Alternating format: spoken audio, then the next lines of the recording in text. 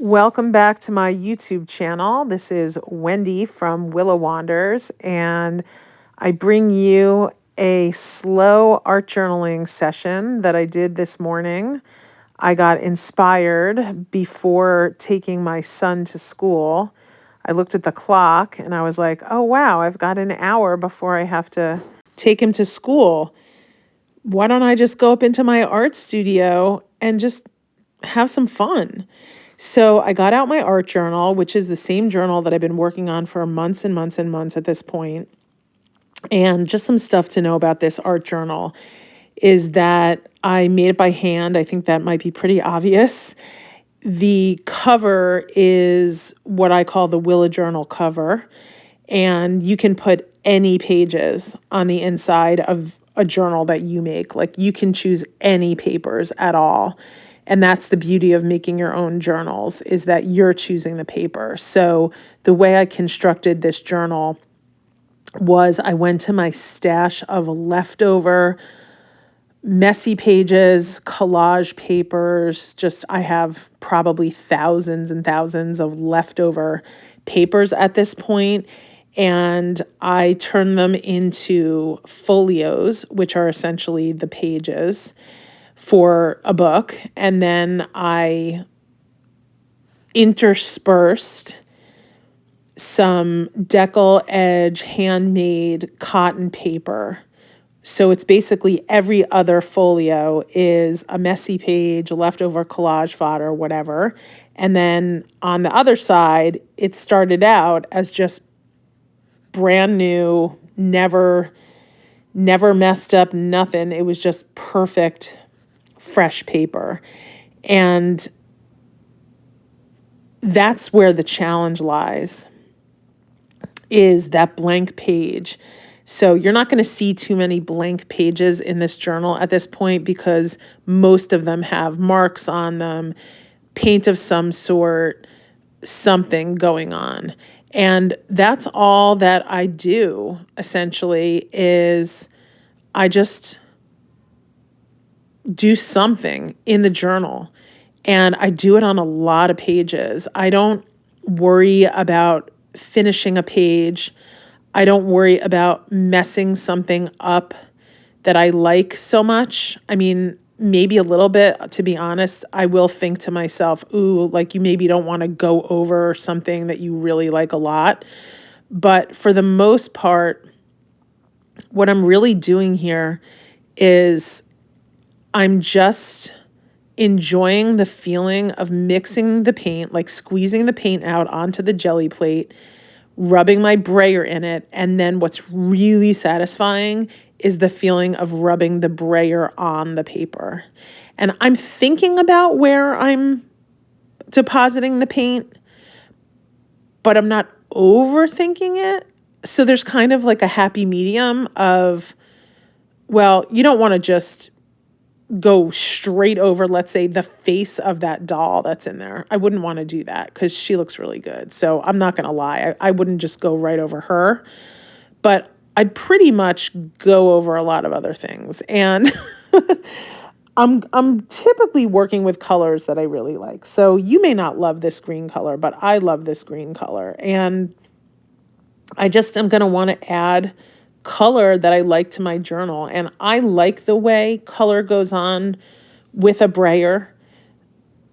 If I get too much paint on there, I'm just using an envelope that was sitting on the side of my desk to pull some paint off. Some people I know have asked me questions about, like, am I concerned that I'm not drying the paint before I turn the page? And yeah, I am a little bit concerned about that, but I'm putting the paint on in very thin layers. And if you wanted to work like this, you could just alternate doing this with using a heat tool. And there are parts of this where I do go in with my heat tool. And I may even mess something up that I really like a lot. Like I just went over a page that I really liked a lot. That one's See Miracles in Life Everywhere.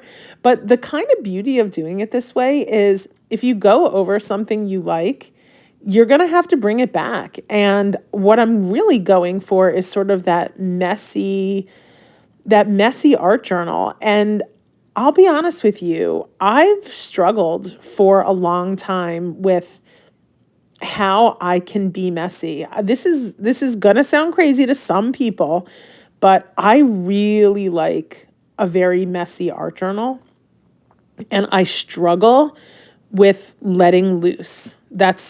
I guess I have control issues maybe, but I struggle with it. And the only way that I can overcome that struggle to be so tight and controlling is by working this way. It's by just not thinking about a finished page. Like maybe occasionally I will go in and say, "Oh, this page looks like it's ready to be finished." But even those pages that look finished, I'm still willing to smush some more paint on them.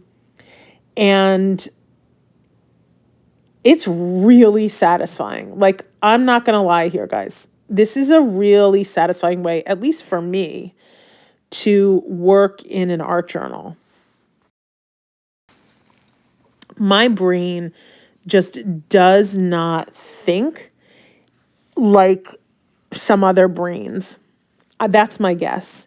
So I don't have pictures floating around in my head of art that I want to get out onto a canvas or get out onto a page. That's just, I think I'm a very creative person in some ways, very, very obviously, like I'm artistic because I love working with art materials, but I don't have the kind of brain that has an image of something in my head that I want to execute on paper or canvas or on a wood cradled board. It's just not, I don't have those pictures floating around. What can I tell you? So, the way that I have found that I can connect with my art is just by really focusing on enjoying my time with the materials and letting go of the outcome. But in letting go of the outcome, I also do have enough experience with making art that I do have confidence that I will get to a place with it where I do like looking at it. So it's not that I completely disconnect from the way that my art looks entirely, but I'm not thinking, oh my gosh, I have to get these pages to look a certain way today in this moment. I can just be there with the materials and let go of anything looking any particular way right now, or who even knows for how long. Like I'll just keep working in this journal until there's not like a square inch left to put any marks on. That's how much fun it is just to do this. And I have so many different materials just like floating around in my studio. I could pretty much pick up a lot of different things and just start scribbling, writing words, making marks, rolling paint on with a brayer. There's so many different techniques that you can do. Maybe what I'll do in the description of this journal is I'll just write 10 different go-to techniques, just like the one you're going to see here, which is just dabbing your index finger in some acrylic paint and just making dots on a page or smushing that acrylic paint around with your finger. Those are just really basic art journaling techniques, and you can just jump around the journal and you can go, oh, there's an area there that looks like it could use some color. I'm just going to smush paint in with my finger. And I had a lot of this paint and I was running out of time. And I was like, you know what? I'm just going to do a pattern.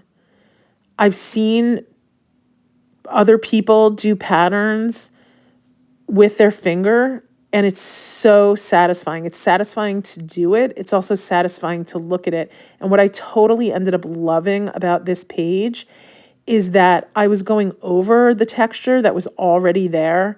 And I was just, I don't know, I was really digging this as I was doing it. I was like, I'm loving the way that this looks, that high contrast, bold magenta dot on top of that texture that was already there. And even just that daring move I just did with smushing the paper on the other side into it, yeah, I was really liking where that went. So I ended up being really satisfied with something. Like I might leave that alone. I don't know.